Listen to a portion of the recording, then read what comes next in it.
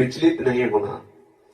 माया आपको परास्त करने के लिए नाना प्रकार के द्वंद्व सामने भेजेगी, हमें परास्त नहीं होना। अगर हम कहीं फिसल भी जाते हैं तो पुनः संभल कर खड़े हो, फिर कमर कशो, आगे बढ़ो। इस मार्ग में परास्त होना नहीं है, विजय हमारी होगी। असावधानी के कारण हो सकता है हम फिसल जाएं, हो सकता है हम ठोकर खा के गिर जाएं, लेकिन हमें परास्त नहीं होना। पहले आप निश्चय कर लीजिए कि मुझे इस मार्ग में परास्त नहीं होना। काम, क्रोध, लोभ, मोह, मद, मत्सर ये हमें बार बार गिराने की चेष्टा करेंगे। चूक हो सकती है, अनंत जन्मों से फिसलते आए, हो सकता है हम फिसल जाएं, पर फिर हमें निराश नहीं होना। हमारे मार्ग में निराशा इस विषय में नहीं होनी चाहिए कि पर अब मुझे भगवत प्राप्ति कैसे हो सकती है, ये निराशा नहीं होनी चाहिए। यहाँ आशा बंधम, हमारे हृदय में दृढ़ आशाएं होनी चाहिए। आशा बंधा, हमारे हृदय में दृढ़ता पूर्वक ये भाव बैठ जाना चाहिए कि अब तो निश्चित मुझे भगवत प्राप्ति हो जाएगी। क्योंकि अगर प्रभु को अपना साक्षात्कार ना कराना होता तो मुझे क्यों घसीटते, संसार में मैं फंसा हुआ था। आज भी भोगों के प्रति लालसा है, पर मुझे कहीं ना कहीं प्रभु घसीट रहे हैं। जब वो घसीट रहे तो इतने निर्बल नहीं कि मुझे बीच में छोड़ देंगे। हमें निराश नहीं होना, ये हम आपको हृदय की बात बता रहे हैं। इस मार्ग के पथिक के जीवन में ऐसी भी परिस्थितियां आती है कि उसे अपने इष्ट पर अविश्वास होने लगता है, उसने अपने साधन पर अविश्वास होने लगता है। इतना समय हो गया, वही अंदर दुर्वासना, वही आकर्षण, कहाँ है हरि, नहीं बचा पाया मेरे को, ऐसा भी आ सकता है। ऐसी भी परिस्थिति आ सकती है, घबराना नहीं, ये माया की चाल है। ना होने पर भी आपको ऐसा अनुभव करा रही है। हरि के प्रति, उपासना के प्रति, गुरु मंत्र के प्रति 1000 बार गिरने पर भी अश्रद्धा न होने पर इतना आप ध्यान रखना। ये माया आपको ऐसे परास्त करने की बहुत से अवसर लाएगी सामने, जहां आप, ये हृदय की बात कह रहा हूं, ऐसी परिस्थितियां जो सच्चे साधक को जान रहे होंगे, ऐसी परिस्थिति आती है कि उसे अपने आराध्य पर गुस्सा आता है कि हम आपके सहारे इतना समय, ये फिर क्यों? क्योंकि लड़े तो किससे लड़े। और यहां सुनने में तो एकदम उतावलापन आया, भगवत प्राप्ति ऐसे हो गई, और जब कदम बढ़ाओ तो ओठ सूख जाते, हृदय जलता रहता है, और जाने कैसे कैसे हो सामने ऐसे दाने चारे फेंके जाते हैं कि पंछी फंसी जाए जाल में। फिर उपासक को दृढ़ता पूर्वक निर्वाह करना होगा। इसमें विश्वास, तभी लिखा बिन विश्वास भगति नहीं, बहुत दृढ़ विश्वास रखना। कुछ बातें ऐसी होती हैं जो पढ़ के भूली जाती है, कुछ बातें होती है जो हृदय की भूली जाती है। कई ऐसी जगह, कई ऐसी घाटियां आती हैं जहां खड़े होने पर अपनी उपासना पर संशय खड़ा होता है, अपने आराध्य पर संशय, ऐसा कैसे, ऐसा कैसे। अब अगर वहां आप सावधान नहीं है तो यही चाह रहे थे।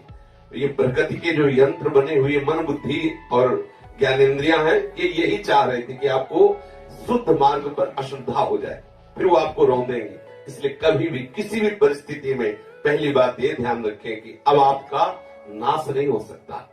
आप गिर सकते हैं, आप ठोकर खा के लड़खड़ा सकते हैं, लेकिन संभालने वाले हरि हैं। आप अपना कमर पुनः कसिए और आगे बढ़िए, तो आप इन द्वंद्वों पर विजय प्राप्त करके भगवत साक्षात्कार की योग्यता इसी जन्म में प्राप्त कर लेंगे। घबराना नहीं है, ये हृदय की बात कह रहे हैं। ऐसी परिस्थितियां आती हैं कि साधक को अपने इष्ट पर गुस्सा आता है, क्योंकि अब लड़े तो किससे लड़े। बार बार आपको लगेगा मेरी पुकार बिल्कुल नहीं सुनी जा रही, मेरी साधना का कोई परिणाम मुझे नहीं दिखाई दे रहा, लेकिन आपको निराश नहीं होना। आप खुद इसका, कल ही किसी साधक ने बताया कि सदगुरुदेव भगवान ने कहा, हरि प्रतिक्षण तुम्हें देख रहे हैं, तुम्हारी एक एक चेष्टा का हिसाब हरि करेंगे। आप ऐसा मत सोचिए कि आप जो कर रहे हैं हरि जान नहीं रहे, अच्छा या बुरा। यदि आप भगवत भजन कर रहे हैं, आप प्रभु के लिए रो रहे हैं, तो आप ये समझ लीजिए कि हरि आपको देख रहे हैं। आप ऐसा मत सोचिए कि आप एकांत में रो रहे हैं, कौन जानता है आपको। आप जिनके लिए रो रहे हो एक एक आंसू का हिसाब चुकाएंगे। ऐसे बेईमान नहीं है कि आप उनके लिए रो और वो ऐसे। आप एक एक चेष्टा को सोच समझ करके करते रहिए, देखते रहिए, आपको हरि देख रहे हैं। कभी ये हमारे सदगुरुदेव भगवान के कल के वचन है कि हरि, आप ऐसा मत समझो कि आप एकांत में हो, हरि आपको जान नहीं रहे, एक एक चेष्टा का हिसाब हरि देंगे, ऐसा मत समझिए। उसमें आप दोनों पक्ष ले सकते हैं, अनुकूल और प्रतिकूल दोनों। अगर आप शास्त्र विरुद्ध आचरण कर रहे हैं तो भी आप समझ लीजिए, यदि आप श्री कृष्ण अनुकूल कर रहे हैं तो समझ लीजिए आपको हरि देख रहे हैं।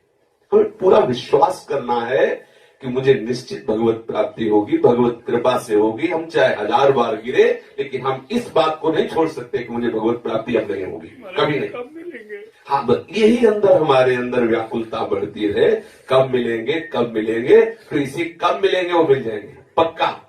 ये इतनी व्याकुलता बढ़ती जाए कि जब शरीर सुख, संसार के सुख अच्छे न लगने, वो करते रहेंगे। डॉक्टर है, बहुत बढ़िया डॉक्टर है, पक्की बात समझ लो, ईमानदारी से वो हमारा हित करने में लग गए हैं। मंगल भवन है, मंगल नहीं हो सकता। हमारे साथ जो भी व्यवहार हो रहा है वो हमारे योग्य है।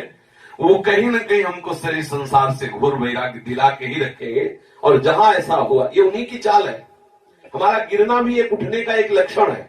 आप अंदर की बात कह रहा हूं, साधक का एक बार मुंह खाना भी उसके उठने का एक लक्षण है, उसके ऊपर भूमिका में पहुंचने की एक दशा है। घबराने की आवश्यकता नहीं है। आप जिस परिस्थिति में हो, हरि की नजर में हो, जो भी परिस्थिति दी जा रही है हरि के द्वारा दी जा रही। आप चाहे जितना जैसी भी परिस्थिति हो, घबराना नहीं, प्रभु आपके समीप है, आपको निश्चित भगवत प्राप्ति होगी। इसलिए हृदय की बात बोल रहा हूं, क्योंकि ऐसी स्थितियां आती है कि साधक अपने को बिल्कुल असमर्थ पाता है। उस समय उसको लगता है मैं किससे बताऊं अपने हृदय की बात, किससे कहूं, हरि सुन नहीं रहे, जो साधन कर रहा हूं उसका कोई परिणाम नजर नहीं आ रहा, और हमारे सामने प्रतिकूलता, विपरीतता बढ़ती चली जा रही। घबराने की जरूरत नहीं। ये वो स्थिति है जहां आर्तभाव से आत्मसमर्पण हो जाएगा। वो हरि के द्वारा ही दी हुई स्थिति है। उस समय बुद्धि काम ना करे तो भी आपको इन बातों पर विश्वास करना है कि हमारा मंगल नहीं होगा। जो भी हो रहा मेरी भगवत प्राप्ति के लिए ही प्रभु ऐसा कर रहे हैं। अगर प्रभु ना चाहे तो मेरे जीवन में ऐसा कैसे हो सकता है, ये दृढ़ विश्वास रखें।